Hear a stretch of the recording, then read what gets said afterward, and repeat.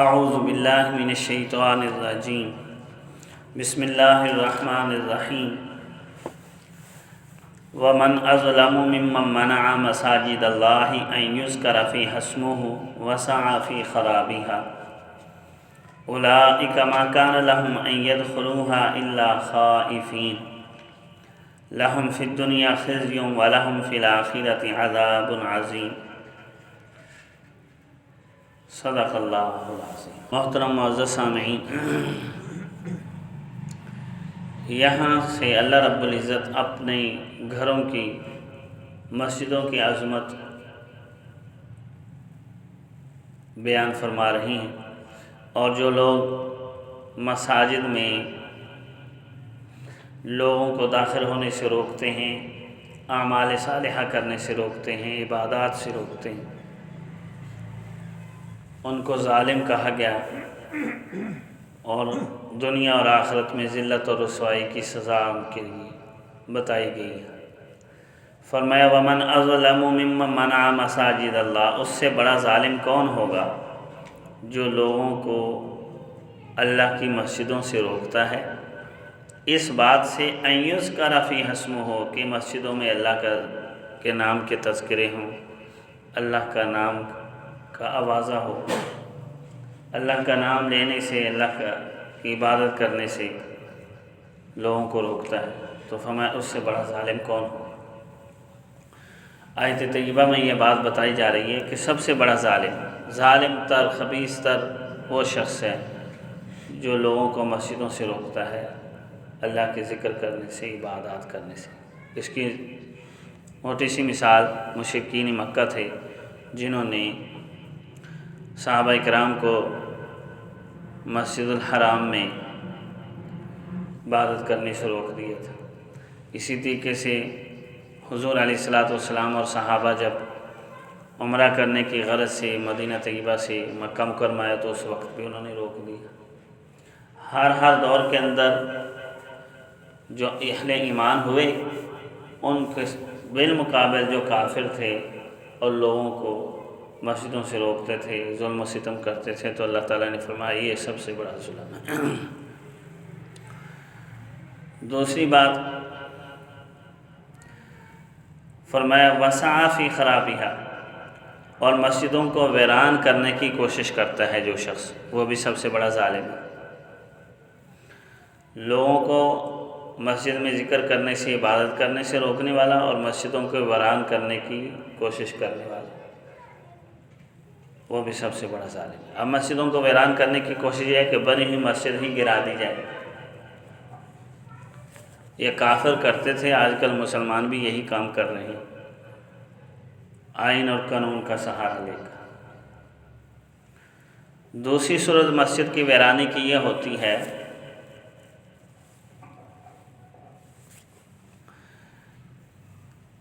کہ انسان ڈنڈے کے زور پر ظلم و ستم کرتے ہوئے ایسے ہی صورتحال پیدا کر دے کہ لوگ مسجد کی طرف جائے ہی نہ۔ مسجد کے اندر رہتے ہوئے ہر ایسا کام جس سے نمازیوں کی تعداد کم ہونے لگ جائے اور لوگ پریشان ہونے لگ جائے، یہ بھی مسجد کی ویرانی کے اندر آتا ہے۔ مسجد کی آبادی صرف یہ نہیں ہے کہ اس کو اینٹ پتھر سے سجا دیا جائے اور اعمال کرنے والے لوگ اس میں ہو ہی نہ، اصل تو یہ کہ وہاں کا ذکر اللہ کریں، عبادت کریں، تلاوت کریں، اصل آباد کاری یہی۔ تو ہمیں جو اس کی آباد ویران کرنے کی کوشش کرتا ہے، اسی وجہ سے مسجدوں کے اندر لڑائی جھگڑا منع کیا گیا، کیونکہ اس لڑائی جھگڑے سے نفرت پھیلتی ہے اور تعداد کم ہو جائے گی نمازیوں کی، مسجدیں ویران ہونا شروع ہو جاتی ہیں۔ اونچی آواز سے بات کرنا، کسی کی آبرو ریزی کرنا، یہ تو ویسے ہی حرام ہے۔ مسجد کے اندر تو اس کا گناہ بہت زیادہ بڑھ جاتا ہے۔ ہم بڑے فخر سے کہہ رہے ہوتے ہیں ایسی تہجد اللہ پاک کر دیتی ہے، معاذ اللہ۔ نبی علیہ السلام نے کعبۃ اللہ کو مخاطب کر کے کہا کہ کعبہ تیرا گر کر تیرے گرانے کا اتنا گناہ نہیں ہے جتنا کسی مسلمان کی آبرو ریزی اور عزت کا گناہ تجھ سے گرانے سے بھی زیادہ ہے، اور خصوصاً یہ کام جب مسجد کے اندر کیا جائے تو یہ تو بہت زیادہ ہی برا ہو جائے۔ پھر اللہ رب العزت مسجدوں کو مساجد اللہ کہہ رہے ہیں، اللہ کی مسجد۔ ظاہری بات ہے جب کوئی زمین وقف کر دی گئی تو وہ انسان کی ملکیت سے نکل گئی ہے، اب وہ اللہ کا گھر ہے، اللہ تعالیٰ اس کی نسبت اپنی طرف کر رہے ہیں، اللہ کی مسجد۔ اسی وجہ سے کسی کی ذاتی مسجد کا دروازہ بھی کسی کی ملکیت والی جگہ پر نہیں رکھنا ہونا چاہیے۔ جب تک بندوں کی ملکیت سے وہ جگہ نہیں نکلے گی مسجد بنے گی نہیں۔ اگر آدمی کہے کہ یہ میری ملکیت ہے، میں اس کو وقف نہیں کرتا، تو پھر وہ مسجد ہی نہیں ہے۔ جب تک پورا وقف نہیں ہوگا اور انسان کی ملکیت اس میں سے ختم نہیں ہو جائے گی، اس وقت تک وہ مسجد نہیں بنے گی۔ تو ملکیت ختم ہو جاتی ہے اور اللہ کی طرف اس کی نسبت جو ہے نا وہ ہو جاتی ہے۔ اب پھر فرمایا اللہ کے گھر کو ویران کرنے کی کوشش کرنا، وہاں لوگوں کو عبادات سے روکنا، یہ سب سے بڑا ظلم ہے۔ اور اہل علم نے یہاں ایک بات یہ بھی لکھی ہے، صوفی کرام کہتے ہیں کہ گارے اینٹ پتھر سے بنی ہوئی مسجد کو ویران کرنے کو اللہ تعالیٰ فرما رہے ہیں کہ یہ سب سے بڑا ظالم ہے۔ اور جو شخص دل کو ویران کرنے کی کوشش کرتا ہے، انسان کی سوچ ہی بدل دیتا ہے کہ نماز کوئی چیز نہیں ہے، مسجد نہ جاؤ، گھر میں ہی نماز پڑھ لو، اور دلوں کو ویران کرتا ہے، اللہ کے ذکر کی بجائے اس کو موسیقی، لہو و لعب کی طرف لگا دیتا ہے انسانوں کو، عبادات سے، ذکر اللہ سے کاٹ کر بےہودگی کی طرف لگانے والے لوگ، ان کا کیا حال ہوگا۔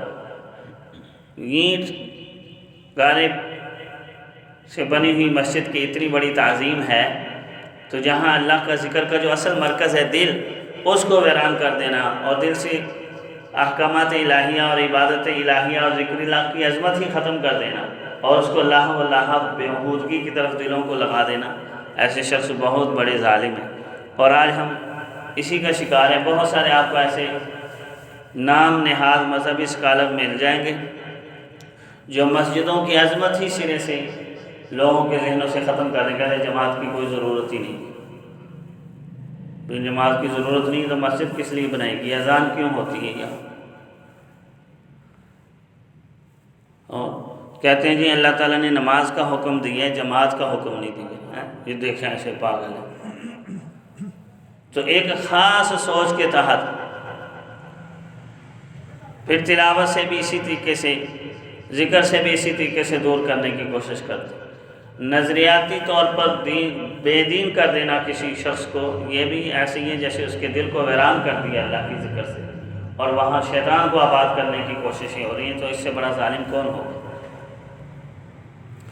آگے اللہ رب العزت فرما رہے ہیں اولئک ما کان لهم ان يدخلوها الا خائفین، یہی وہ لوگ ہیں کہ ان کے لیے مناسب نہیں تھا مگر یہ کہ داخل ہوں خوف کھاتے ہوئے۔ اللہ کی مسجدوں میں مرعوب ہو کر داخل ہونا چاہیے، اکڑتے ہوئے، تمتماتے ہوئے نہیں۔ مسلمانوں کو بھی یہ حکم ہے کہ مسجدوں کے اندر اللہ رب العزت کی عظمت اور دبدبہ اس کی ذات کا، ہیبت اور خوف رکھتے ہوئے عاجزی کے ساتھ داخل ہوں۔ اور کافروں کو بھی اگر مسجد میں داخل کرنا ہے تو وہ سرکشی کے طور پر داخل نہ ہو، مطیعانہ طور پر داخل ہو سکے کچھ چیز سیکھنے کے لیے۔ فما اولئک ما کان لهم ان يدخلوها الا خائفین، یہی وہ لوگ ہیں کہ نہیں ہے مناسب ان کے لیے کہ داخل ہو مسجدوں میں مگر یہ کہ خوف کھاتے ہو، مرعوب ہوتے ہو۔ غالب ہونے کی حیثیت سے کافر مسجدوں میں داخل نہیں ہو سکتے، مغلوب ہو کر، مطیعانہ ہو کر، سرکشی کے طریقے سے داخل نہیں ہو سکتے۔ اور مسلمانوں کو بھی یہی ہے کہ اپنی چتراہٹ باہر رکھ کر آئے، عاجزی کے ساتھ اللہ رب العزت کی عظمت اور ہیبت دلوں میں بٹھاتے ہوئے مسجدوں میں داخل ہوں۔ اصل تو یہ ہے اللہ کے گھر کی عظمت۔ ہم کسی کے ڈی سی کے، ڈی پی او کے دفتر میں جانا ہو تو وہاں بڑے مرعوب ہو کر جاتے ہیں، یہ تو احکم الحاکمین کا دربار ہے۔ اور خصوصاً مسجد حرام، مسجد اقصیٰ، مسجد نبوی کی عظمت تو کہیں بڑھ کر ہے عام مساجد سے۔ جس طرح مسجد کی عظمت بڑھتی جائے گی اس کے آداب بھی بڑھتے جائیں گے۔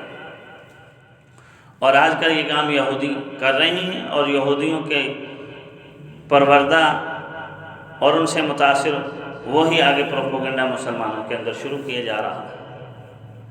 اور اللہ رب العزت اس کا انجام بیان کر رہے ہیں، لَهُمْ فِي الدُّنْيَا خِزْيٌ وَلَهُمْ فِي الْآخِرَةِ عَذَابٌ عَظِيمٌ، ان کے لیے دنیا کے اندر بھی رسوائی ہوگی اور آخرت میں بڑا عذاب ہوگا۔ اب مثال کے طور پر دنیا کی رسوائی مشرکین مکہ نے مسلمانوں کو روکا تو ان کی رسوائی دیکھ لی دنیا نے کیسے ہوا۔ مسلمان فاتح ہونے کے حیثیت سے وہاں داخل ہوئے اور وہ پورے جزیرۃ العرب سے ذلیل و رسوا کر کے نکال دیے۔ آخرت کا عذاب اس کے علاوہ وہ تو جب ہوگا ہوگا۔ اور یہ بات یاد رکھنی چاہیے کہ اللہ کے گھروں کو ویران کرنے والے، مساجد کی عظمت لوگوں کے دلوں سے ختم کرنے والے یا اس کی آباد کاری میں رکاوٹیں کھڑی کرنے والے، سوائے رسوائی کے، ذلت کے اور کچھ ان کے ہاتھ نہیں آئے۔ اسی طریقے سے مفسرین نے یہاں ایک بات یہ بھی لکھی ہے کہ جیسے اللہ کی مسجدوں کا یہ حکم ہے نا، تو کیوں حکم ہے کہ اس میں اللہ کا ذکر کیا جاتا ہے، تو ہمیں ایسی جگہیں جہاں اللہ کا ذکر ہوتا ہے، مساجد، مدارس ہو گئے، خانقاہیں ہو گئی، اور جہاں حدیث، قرآن و سنت پڑھائی جاتی ہے، اس کو ویران کرنے کی کوششیں بھی اسی وعید کے اندر آئیں گی، اور ایسے لوگ ظالم ہی قرار دیے جائیں گے۔ دنیا اور آخرت میں رسوائی کے علاوہ اور کوئی چیز ان کے حصے میں نہیں آئے گی۔ اللہ رب العزت کی ذات ہمیں قرآن و سنت اور قرآن و سنت کے مراکز اور مساجد اللہ، مدارس، ذکر کی جگہوں کی قدر و منزلت کو پہچاننے اور ان کے آداب بجا لا کر وہاں اعمال صالحہ کرنے کی اور ان کو آباد کرنے کی توفیق عطا فرمائے۔ وآخر دعوانا الحمد للہ رب العالمین۔